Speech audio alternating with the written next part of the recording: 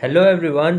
आज की इस वीडियो में हम बात करेंगे अपने क्लास 9th के चैप्टर 5 आज से हम चालू करने जा रहे हैं, that is introduction to Euclid's geometry. ये चैप्टर कुछ लोगों को समझ ही नहीं आता है। मैं आपको यहाँ पे इतने अच्छे से एक्सप्लेन करूँगा ना, तुरंत आपसे बनेगा, सारा चीज़ बनेगा। देखिए, पहले हम बात करते हैं कि यूक्लिड्स क्या है। यहाँ पे तो यूक्लिड्स एक हमारे मैथमेटिशियन का नाम है। ये हमारे बहुत ही मतलब इंटेलिजेंट मैथमेटिशियंस थे, ग्रीक मैथमेटिशियंस थे। और ये क्या किए थे, ये ज्योमेट्री के ऊपर कुछ कॉन्सेप्ट्स हमें बताए थे। इन्होंने क्या हेल्प की थी हमारी, तो ज्योमेट्री के ऊपर हमें ये कॉन्सेप्ट बताए थे। ये सबसे पहले इन्हीं ने यही बनाया था। इस वजह से इनको क्या कहा जाता है, फादर ऑफ ज्योमेट्री। यूक्लिड्स एक मैथमेटिशियन है जिनको फादर ऑफ ज्योमेट्री भी कहा जाता है। ठीक है, अब उन्होंने कुछ बेसिक सी डेफिनेशन दी। ठीक है, लेकिन अभी मैं आपको डेफिनेशंस बताऊंगा ना, तो आप बोलोगे ये क्या है, ये तो कोई भी है जानता है। लेकिन अभी जानते हैं ना, बट एंशियंट टाइम्स में हम नहीं जानते थे। ठीक है, मतलब पहले के ज़माने में ये भी चीज़ें कहीं से लाई गई। किसी की चीज़ की शुरुआत कहाँ से होती है, मतलब कि इनिशियल पॉइंट बताया जाता है। ठीक है, कि ये ऐसा भी होता था। ठीक है, तो अब वो वैसा होता है तो वो हमें जनरल वे में लगता है कि हाँ ऐसा तो होता ही है। ठीक है, ये तो हमें पता ही था। ठीक है ना। तो इन्होंने कुछ सेट ऑफ डेफिनेशंस दिए। डेफिनेशंस का मतलब क्या, बेसिकली एजम्पशंस दिए। इन्होंने एजम्पशंस दिए, यूनिवर्सल ट्रूथ दिए कि पॉइंट किसे कहते हैं, लाइन किसे कहते हैं, और भी हम डेफिनेशंस को देखते हैं। तो चलिए पहले हम देखते हैं कि डेफिनेशंस ऑफ यूक्लिड्स की डेफिनेशन देखते हैं। तो उन्होंने पहली डेफिनेशन दी थी कि पॉइंट किसे कहते हैं। तो a point is that which has no part, मतलब एक पॉइंट किसे कहते हैं जिसका और कोई छोटा पार्ट नहीं हो सकता। मतलब ये बिंदु बनी है ना, तो अब इसके और टुकड़े आप नहीं कर सकते हो। यही एक सबसे स्मॉलेस्ट पार्ट यही है। तो point is the smallest part, Euclid's ने ये बताया था। ये अब आप सोचेंगे तो ये तो हमें पहले से पता था ना। हाँ ऐसा ही होता है, बट उस समय के ज़माने में लोगों को नहीं पता था, इस वजह से उनको डेफिनेशन देनी पड़ी। ठीक है, कि पॉइंट का मतलब क्या होता है, जिसका नो पार्ट होगा। ठीक है, मतलब कोई जिसका कोई भी पार्ट ना हो। ठीक, फिर अब देखिए सेकंड डेफिनेशन उन्होंने क्या दी कि a line is a breathless length. मतलब एक जो लाइन होती है ना, उसकी जो लेंथ होती है, लेंथ मतलब क्या, देखिए यहाँ पे लेंथ, यहाँ पे जो लेंथ हो गई, यहाँ पे मान लीजिए कि इसकी ये जितनी लंबाई होगी वो ना होगी, बट इधर वाली जितनी ये इसकी आप ब्रेड्थ सपोज कर लीजिए, ब्रेड्थ, हाँ ज़्यादा इजी रहेगा आपके लिए। तो यहाँ पे क्या होगा, इसका ब्रेड्थ कुछ होगा ही नहीं, क्योंकि लाइन का कोई ब्रेड्थ नहीं होता, बट इसकी लेंथ होगी, लेकिन इसका ब्रेड्थ नहीं होगा। तो यही इन्होंने बोला सेकंड अपनी डेफिनेशन में कि a line is breathless length, मतलब उसकी लेंथ होती ही नहीं है। सिंपल, देखिए बहुत ही सिंपल था ना, है ना। अब देखिए थर्ड हमें डेफिनेशन उन्होंने क्या दिया कि the ends of a line are points, मतलब जो लाइन है ना उसके एंड पॉइंट जो होते हैं वो पॉइंट्स होते हैं। मतलब जो एंड होता है लाइन का वो पॉइंट होता है। तो yes, line is a collect, हमें पता है कि लाइन क्या है, कलेक्शन ऑफ पॉइंट्स है। अब देखिए इसका जो लाइन का एंड होता है वो मतलब पॉइंट होता है कि नहीं होता है, होता है डेफिनेटली। तो यही बोल रहे हैं, बहुत ही क्या मतलब हलवा चीज़ बता रहे हैं ना। अब देखिए, बट अब यहाँ पे देखिए हमारा जो डेफिनेशन नंबर 4 है वो क्या बोल रहा है कि straight line is a line, मतलब एक स्ट्रेट लाइन वो लाइन है which lies evenly with the points on it self. मतलब अगर हम स्ट्रेट लाइन को बनाते हैं ना, तो उसके ऊपर पॉइंट्स अपने आप ही बन जाते हैं। कैसे, मान लीजिए कि एक स्ट्रेट लाइन बनाए तो उसके ऊपर पॉइंट्स अपने आप ही बन जाते हैं। ये आपको पता होगा कि straight line is a collection of points, है ना। तो जब भी हम स्ट्रेट लाइन बनाएंगे तो उसके ऊपर अपने आप पॉइंट्स आ जाएंगे। तो यही बोल रहे हैं कि अपने आप उसके ऊपर क्या हो जाते हैं, पॉइंट्स हो जाते हैं। तो डेफिनेटली बात है यार। ठीक है, अब देखिए फिफ्थ पार्ट हम देखते हैं। फिफ्थ पार्ट क्या बोले हैं वो कि a surface is that which has length and breadth only, मतलब सरफेस आप उसे बोलेंगे जिसके पास क्या होता है, तो लेंथ होता है। देखिए ये आपका एक क्या हो गया, सरफेस हो गया। ठीक है, अब जिसके पास एक लेंथ होगा तो देखिए ना, ये हमारा क्या हो गया, ये हमारा लेंथ हो गया, ये हमारा एल हो गया, और इधर क्या हो गया, ये हमारा ब्रेड्थ हो गया। तो देखिए it is a surface and it has length and it has breadth, so it is called surface. तो इन्होंने सरफेस की डेफिनेशन दी कि सरफेस आप किसे बोलेंगे, तो एक ऐसा चीज़ जिसके पास लेंथ हो और ब्रेड्थ हो उसे आप क्या बोल सकते हो, तो सरफेस। बहुत ही इजी था, है ना। अब सिक्स्थ, बस आपको ये मेमोराइज करने हैं कि कौन सा डेफिनेशन क्या बोलता है। ठीक है, मेमोराइज भी नहीं करेंगे ना, हल्का सा बस आप पढ़ लीजिए, बाकी सब मैं देख लूँगा। ठीक है, बाकी आप टेंशन ना लीजिए। फिर देखिए सिक्स डेफिनेशन क्या बोला है कि the edges of a surfaces are lines, मतलब जो सरफेस के एज होते हैं ना, एजेस, एज मतलब कॉर्नर्स। तो ये देखो ये वाला कॉर्नर मतलब ये वाला लाइन, आप देखो ये क्या है, इट इज़ अ कलेक्शन, मतलब ये क्या है, लाइन है, सॉरी ये क्या है, लाइन है। ये जो एज है ये क्या है, लाइन है। ये भी जो एज है ये क्या है, लाइन है। ये भी जो एज है ये क्या है, लाइन है। तो सरफेस के जो एज होते हैं ना, किनारे होते हैं, वो क्या होते हैं, लाइन होते हैं, डेफिनेटली होते हैं। अभी मैंने आपको दिखा दिया, फिगर से भी समझा दिया, इसलिए मैं फिगर से एक्सप्लेन करते चाह रहा हूँ कि आप लोग के मन में कोई भी डाउट ना है, बहुत ही अच्छे से एक्सप्लेन हो, ठीक है। अब देखिए क्वेश्चन, सॉरी, हमारा डेफिनेशन नंबर 7 उन्होंने क्या दिया कि a plane surface is a surface which lies evenly with the straight lines on itself. मतलब एक प्लेन सरफेस एक ऐसा सरफेस होता है which lies evenly with the straight line. देखिए इतना परपंच पाड़ने का हमें कोई दिक्कत नहीं है, ठीक है। सिंपली ये कहना चाह रहे हैं ये कि एक सरफेस है, उसके अंदर कई सारे हम स्ट्रेट लाइन बना सकते हैं, इवनली डिस्ट्रीब्यूटेड होते हैं। मतलब ऐसे आप देखिए ये हमारा सरफेस है ना, इसके अंदर आप इवनली डिस्ट्रीब्यूटेड लाइंस आप बना सकते हैं बराबर बराबर हिस्सों में। तो यही है हमारी 7th डेफिनेशन। उम्मीद करता हूँ डेफिनेशंस आपको क्लियर हो गई होगी। अब जो यूक्लिड्स है ना, यूक्लिड्स उन्होंने क्या दिए थे, कुछ एक्सियम्स दिए थे, कुछ पोस्टुलेट्स दिए थे हमारे लिए। एक्सियम्स मतलब क्या होते हैं, तो एक्सियम्स मतलब यूनिवर्सल ट्रूथ, मतलब कुछ एक डेफिनेशन, कुछ सेट ऑफ बता दिए कि सेट ऑफ वैल्यूज़ कुछ हमें बता दिए यूनिवर्सल ट्रूथ की ऐसा भी होता है। तो हम पहले एक्सियम्स देखते हैं और पोस्टुलेट। मैं आपको एकदम स्टेप बाय स्टेप बताऊंगा कि एक्सियम्स किसे बोलेंगे एंड पोस्टुलेट, दोनों के बीच में डिफरेंस क्या है, बहुत ही अच्छे से बताता हूँ। चलिए देखते हैं। चलिए देखिए, अब हम लोग समझते हैं एक्सियम्स एंड पोस्टुलेट्स, ठीक है। एक्सियम्स मैंने बता चुका, हमें यूक्लिड्स ने एक्सियम भी दिए हैं, पोस्टुलेट्स। अब एक्सियम का बेसिकली मतलब क्या होता है, ऐसे यूनिवर्सल ट्रूथ जो कहीं भी अप्लाई हो सकते हैं, ना सिर्फ ज्योमेट्री में, ऑल ओवर द, मतलब सारी चीज़ों में क्या हो सकते हैं, अप्लाई हो सकते हैं। इस वजह से हम उसे एक्सियम्स बोलते हैं। और जो पोस्टुलेट्स होते हैं ना, वो सिर्फ ज्योमेट्री के केस में अप्लाई हो सकते हैं, मतलब ऐसे रूल्स जो ज्योमेट्री के केस में बस अप्लाई हो सकते हैं, उन्हें हम पोस्टुलेट्स बोलेंगे। और एक्सियम्स मतलब कि ऐसे ट्रुथ जो ज्योमेट्री में भी अप्लाई हो सकते हैं एंड आउट ऑफ ज्योमेट्री भी हम उसको अप्लाई कर सकते हैं। देखिए अभी हम बात करते हैं ना, तुरंत आपको समझ में आएगा कि क्या मैं कहना चाहता हूँ। देखिए यूक्लिड्स ने हमें पहला एक्सियम दिए है कि things which are equal to the same thing are equal to one another. ऐसे समझ में नहीं आ रहा होगा, लेकिन अभी आपको एग्जाम्पल दूंगा ना, तुरंत देखिए कैसे समझ में आता है। क्या बोले कि things which are equal to the same thing are equal to one another. जैसे मान लीजिए कि आपको बोलता है कि a is equal to b दिया है। सिंपली इसका कहने का मतलब क्या है, a is equal to b दिया है और b is equal to c दिया है। तो देखिए a अगर b के इक्वल है और b भी c के इक्वल है, तो हम यहाँ से बोल सकते हैं कि a जो है वो c के इक्वल होगा। डेफिनेटली यार देखिए ना, a इक्वल टू b है अगर और b is equal to c है, तो देखिए ये सब तो बराबर ही हो जा रहे हैं ना, तो a भी तो c के बराबर हो सकता है। तो हाँ यही बोले हैं। देखिए अब पढ़िए, अब समझ में आएगा। तो things which are equal to the same thing are equal to one another, मतलब कि जो इक्वल होते हैं एक ही चीज़ के, वो इक्वल होते हैं आपस में भी। जैसे देखिए a is equal to B और b is equal to C, so a is equal to C हम बोल सकते हैं। ये हमारे क्या बोलता है, फर्स्ट एक्सियम बोलता है, ठीक है बेसिकली। अब देखिए सेकंड एक्सियम क्या बोलता है कि if equals are added to equals the wholes are equal. मतलब देखिए यहाँ पे सपोज करिए कि बोलता है कि 7 इक्वल टू 7 है, ठीक है।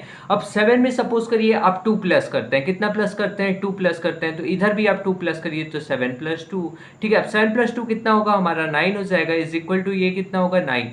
अब देखिए 9 इक्वल होता है ना 9 के, तो वही बोल रहा है कि अगर इक्वल ऐड करेंगे आप, इक्वल कोई भी चीज़ आपको इक्वल दिया है उसमें इक्वल आप ऐड कर रहे हैं, तो उसके जो आंसर आएंगे ना वो भी इक्वल ही होंगे डेफिनेटली यार।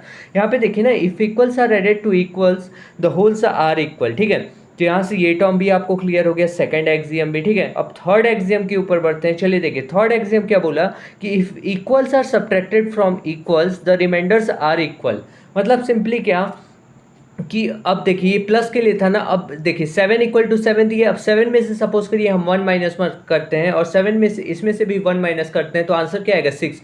जो आंसर आएगा वो भी क्या आएगा, इक्वल आएगा। तो चाहे आप ऐड करें चाहे सब्ट्रैक्ट करें, दोनों के इसमें क्या आना है, इक्वल ही आना है। तो यही हमें बोल रहे हैं यूक्लिड्स। सिंपल है, बहुत सिंपल है, ठीक है। अब देखिए एक्सियम नंबर 4 वो हमें क्या बताते हैं कि things which coincide with one another are equal to one another. मान लीजिए कि ऐसा कोई फिगर है, सपोज करिए मैं एक एग्जांपल के लिए ले रहा हूँ, ऐसा कोई फिगर है, ठीक है, ऐसा कोई फिगर है, ठीक। सॉरी दिख नहीं रहा था। अब देखिए, अब सपोज करिए ऐसा किसी भी मतलब ये इस टाइप का कोई फिगर है, अब इसी के ऊपर इसी शेप का एकदम दूसरा फिगर मैं रख दूंगा, कोइंसाइड कर रहा है, मतलब इसी के ऊपर इसी शेप का मैं दूसरा फिगर रखूंगा तो वो दोनों आपस में क्या होंगे, इक्वल होंगे, अगर इक्वल शेप के रखा तो, है ना। तो इफ यहाँ पे देखिए क्या बोला है, things which coincide with one another, मतलब एक के ऊपर एक अगर आ जा रहे हैं तो are equal to one another, definitely दोनों क्या होंगे, इक्वल। अभी मैंने एग्जांपल के साथ बताया, ठीक है। फिर क्या बोल रहा है कि the whole is greater than the part, मतलब देखिए सपोज करिए पिज्जा खाते हैं ना, आप में से कितने लोग पिज्जा खाते हैं, कमेंट करके बताइए। चलिए अब यही देख लेते हैं। तो सपोज करिए आपने पिज्जा खाया, अब इसका जो एक स्लाइस होगा, वो जो एक स्लाइस होगा ना वो छोटा होगा, ये पूरे होल पार्ट से जितना पूरा टोटल पार्ट है उससे जो एक पार्ट होगा ना, एक स्लाइस होगा, वो क्या होगा, छोटा होगा। तो वही बोला है कि द होल इज ग्रेटर, मतलब जो पूरा पार्ट होगा ना वो ग्रेटर होगा, ग्रेटर मतलब बड़ा होगा, देन द पार्ट मतलब जो स्मॉल आपने स्लाइस पिज्जा का निकाला वो क्या होगा, छोटा ही होगा पूरे होल पार्ट से, है ना, डेफिनेटली होगा, ठीक है। सो फिफ्थ एक्सियम तक आपको उम्मीद करता हूँ क्लियर हो गया होगा। अब हम लोग चलिए देखते हैं सिक्स्थ एक्सियम। सो वैसे देखिए सिक्स्थ एक्सियम हमें क्या बोल रहा है कि things which are double of the same things are equal to one another, मतलब कुछ ऐसी चीज़ जो जिसका डबल है। जैसे सपोज करिए मैं एग्जांपल के लिए ले लेता हूँ क्या, 7 ही ले रहा हूँ, ठीक है। अब 7 का आप डबल करेंगे मतलब 2 से मल्टीप्लाई कराएंगे तो कितना आएगा, 14 आएगा, 7 2 से 14। और दूसरी तरफ आप फिर से इसका डबल करेंगे तो 14 ही आएगा, ठीक है। ये ऐसा नहीं है कि जब आप डबल करेंगे 2 बार तो चेंज हो जाएगा, तो 2 बार आप डबल करेंगे तो 14 ही आएगा। तो things which are double to the same things, मतलब डबल करने पे एक ही बराबर आएगा तो वो भी इक्वल होंगे, मतलब जिसका आप डबल कर रहे हैं ना वो भी क्या होंगे, इक्वल। डेफिनेटली 7 का हम अगर डबल करें तो 14 ही आएगा बार बार, और जब ये इक्वल आ रहे हैं तो 7 भी हमारा क्या होगा, इक्वल होगा। ये बेसिकली ये कहना चाहते हैं, ठीक है। तो ये भी क्लियर हो गया होगा।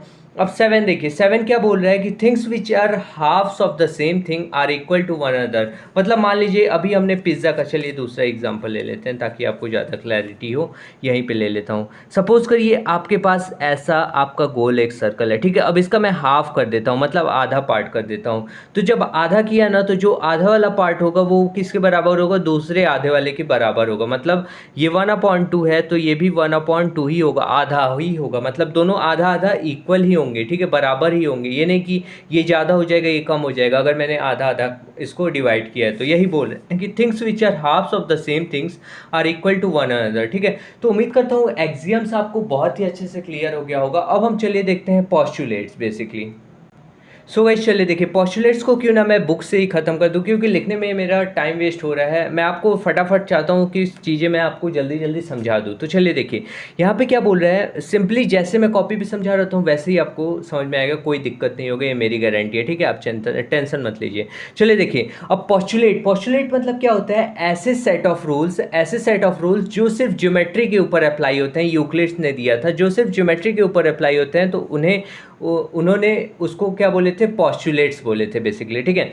अब देखिए पोस्टुलेट्स का मतलब क्या है, सॉरी पोस्टुलेट नंबर 1 क्या बोल रहा है, पोस्टुलेट का मतलब तो मैंने बता दिया बेसिकली, ठीक है। अब पोस्टुलेट नंबर 1 हमें क्या बोला कि स्ट्रेट लाइन में be drawn from any one point two any other point, मतलब कि यहाँ पे देखिए मैं बुक में ही यहाँ पे बताता हूँ। देखिए हमें 2 पॉइंट, ये हमारा ये जो बोल रहा है ना स्टेप, मैं इसको समझा रहा हूँ, ठीक है। तो सपोज करिए आपको 2 पॉइंट दिए हैं, ठीक है, 2 पॉइंट दिए हैं, तो उसमें से आप एक ही स्ट्रेट लाइन, मतलब 2 पॉइंट को आप कंबाइन करके एक ही स्ट्रेट लाइन बना सकते हो, और दूसरी आप बना ही नहीं सकते जो इन दोनों को पास करे, ठीक है। एक ही आप ऐसी स्ट्रेट लाइन बना सकते हो जो इन दोनों पॉइंट से पास हो, ठीक है। तो यही हमें बोल रहा है कि अ स्ट्रेट लाइन में be drawn from any one point two any other point, मतलब एक स्ट्रेट लाइन बना सकते हैं आप एक पॉइंट से दूसरे पॉइंट तक, ठीक है। अब दूसरा कोई लाइन आप नहीं बनाएंगे तो टेढ़ा मेढ़ा हो जाएगा, देखिए मैंने बनाने की कोशिश की तो टेढ़ा, या फिर आप ऐसे जाएंगे तो फिर ऐसे आएंगे तो टेढ़ा हो गया, ठीक है। एक पर्टिकुलर लाइन नहीं आ रहा है, ठीक है। आप 2 पॉइंट लेंगे तो उससे आप क्या बना सकते हैं, एक ही लाइन बना सकते हैं, ये बात याद रख लीजिए, ठीक है। तो ये पोस्टुलेट नंबर 1, ये कुछ लोग को पता भी हो गया, तो बेसिक कॉन्सेप्ट है यार। फिर देखिए पोस्टुलेट नंबर 2 हमें क्या बोला है, तो पोस्टुलेट नंबर 2 अगर आप ध्यान से देखें तो ये भी बहुत ही बेसिक चीज़ इन्होंने बताई कि a terminated line can be produced infinitely, मतलब जो ख़त्म होती हुई लाइन होती है ना उसको हम इन्फाइनाइटली तक प्रोड्यूस कर सकते हैं, आगे तरफ बढ़ा सकते हैं, बिल्कुल बढ़ा सकते हैं यार। यहाँ पे देखो ए पॉइंट है ना, इसको हम इधर साइड इन्फाइनाइटली जितना चाहें उतना बढ़ा सकते हैं। इधर बी पॉइंट है ना, इसका ये टर्मिनेटेड पॉइंट है, तो इसको भी हम इनफाइनाइटली तक बढ़ा सकते हैं। तो डेफिनेटली ये पोस्टुलेट हम जानते ही थे। तो ये भी सेकंड पोस्टुलेट हो गया। अब देखिए थर्ड पोस्टुलेट उन्होंने क्या किया कि a circle can be drawn with any centre and any radius. मतलब वो बोल रहे हैं ना, देखिए आप सिंपली पढ़ेंगे तो समझ में आएगा आपकी, एक सर्कल को आप ड्रॉ कर सकते हैं, आपको कोई भी सेंटर दे दे, कोई भी रेडियस दे दे, तो आप एक सेंटर से अलग अलग रेडियस की कई सारे सर्कल बना सकते हैं। ये देखिए, ये जो सर्कल मैंने बाहर वाला बनाया है ये दूसरे रेडियस का है, लेकिन सेंटर अलग है। फिर ये मैं तीसरा जो बनाया है इसका भी रेडियस अलग है बट सेंटर क्या है, सेम है। ठीक है, तो ये बोले हैं क्या कि a circle can be drawn with any centre and any radius. कोई भी सेंटर से कोई भी रेडियस से आप सर्कल ड्रॉ कर सकते हैं। बेसिक चीज़ है यार। ठीक है, फिर अब देखिए पोस्टुलेट नंबर 4 हमें क्या बोल रहे हैं ये कि all right angles are equal to one another. मतलब बोल रहे हैं जितने भी राइट एंगल होते हैं ना सब एक बराबर होते हैं। डेफिनेटली राइट एंगल क्या होता है, 90 डिग्री। तो सारे 90 डिग्री के एंगल हमारे सब आपस में क्या होते हैं, बराबर होते हैं। तो यही बोले हैं कि all right angles are equal to one another. Definitely ऐसा थोड़ी होता है कि एक 90 डिग्री का है तो दूसरा भी 90 डिग्री का ही होगा। ठीक है, राइट एंगल है तो 90 डिग्री का ही होगा। ऐसा नहीं है कि 89 डिग्री का हो जाएगा राइट एंगल। ठीक है, राइट एंगल हमेशा 90 डिग्री का होता है। ठीक है, अब देखिए हो सकता है आपको पोस्टुलेट नंबर 5 समझने में थोड़ी डिफिकल्टी हो, उसको मैं अभी समझाऊंगा ना, बहुत ही अच्छे से क्लैरिटी आपको आएगी। सो चलिए पहले मैं पढ़ लेता हूँ, फिर आपको कॉपी पे एक्सप्लेन करूंगा ना तो ज़्यादा अच्छे से समझ में आएगा। यहाँ पे क्या बोला कि if a straight line falling on two straight lines, मतलब एक स्ट्रेट लाइन कोई दो स्ट्रेट लाइन पे फॉल कर रही है, makes the interior angle on the same side of it taken together less than two right angles, then the two straight lines if produced infinitely meet on that side on which the sum of angles is less than two right angles. Two right angles का मतलब क्या हुआ, 180 डिग्री। देखिए यहाँ पे two right angle, एक right angle कितने के बराबर होता है, 90 डिग्री। तो टू राइट एंगल 180 डिग्री। ये मैं क्यों बता रहा हूँ, अभी आपको कॉन्सेप्ट बताऊंगा ना तो ज़्यादा क्लैरिटी होगी। चलिए देखिए यहाँ पे आप समझिए, सपोज करिए आपके पास दो लाइन दी गई है। ये देखिए ये एक स्ट्रेट लाइन है और ये एक स्ट्रेट लाइन है, इसको काटने वाली लाइन एक तीसरी लाइन है। अब यहाँ पे बोला क्या है पोस्टुलेट नंबर 5 में कि जो इंटीरियर एंगल होगा ना, जो इंटीरियर एंगल, ये एक इंटीरियर एंगल हुआ, ये भी, इसको आप नाम दे दीजिए ए दे दीजिए, इसको आप बी दे दीजिए, इसको आप क्या दे दीजिए तो सी दे दीजिए, और इसको मान लीजिए इसको हमने दे दिया डी। तो ए बी सी डी ये हमारे क्या हो गए, इंटीरियर एंगल्स हो गए। अब ये जो बोल रहे हैं ना पोस्टुलेट नंबर 5 में क्या बोले कि जो आप इंटीरियर एंगल होंगे ना on the same side, same side के, मतलब जब इधर साइड के आप ले रहे हो तो ए और सी लीजिए, अगर इधर साइड के आप ले रहे हैं तो बी और डी लीजिए। इनका सम करिए, इनका सम करिए। अगर वो लेस देन 180 डिग्री आता है, मतलब उस उधर साइड के लाइन को आगे हम बढ़ाएंगे ना तो वो इनफाइनाइटली अगर बढ़ाते हैं तो वो आगे जा करके मीट करेंगे, ऐसा बोलना। सिंपली देखिए अभी समझ में आएगा। अगर हम a प्लस सी करें या फिर b प्लस डी करें, देखते हैं अगर a प्लस सी करने पे लेस देन 180 आ गया, मतलब कि हमारा ये क्या हो जाएगा, ये हमारा लेस देन 180 आ गया, लेस देन 180 आ गया। ठीक है ना, तो ये इधर साइड, मतलब इधर साइड वाला हमने उठाया ना, तो इधर साइड अगर लाइन को हम इनफाइनाइटली प्रोड्यूस करेंगे तो वो जा करके मीट हो जाएंगी। और सपोज करिए b प्लस डी हमारा लेस देन 180 आता है तो क्या हो जाएगा, अगर ये लेस देन 180 आ गया तो इधर साइड की लाइन को अगर हम इनफाइनाइटली प्रोड्यूस करेंगे तो क्या हो जाएगा, वो मीट करेंगी आगे चल करके। ऐसा इनका कहना है पोस्टुलेट नंबर 5। ठीक है, अब पढ़िए तो अब देखिए अब आपको एकदम क्लैरिटी हो जाएगी कि if a straight line following on two straight line makes the interior angle on the same side of it taken together less than two right angles, then the two straight line if produced infinitely meet on that side on which the sum of angle is less than two right angle। Simple, two right angle मतलब 180, तो 180 से जब छोटा होगा तो उधर ही side क्या होगी, मीट करेगी। बेसिकली कहने का ये मतलब था। उम्मीद करता हूँ आपको एक्सियम्स क्लियर हो गया, पोस्टुलेट्स क्लियर हो गया एंड डेफिनेशंस ऑफ यूक्लिड्स। इस चैप्टर का मैंने पूरा इंट्रोडक्शन बहुत ही ब्रीफ में आप को समझाने की कोशिश की है। सो आज के लिए इतना रहने देते हैं, फिर मिलते हैं नेक्स्ट वीडियो में। Thank you for watching this video.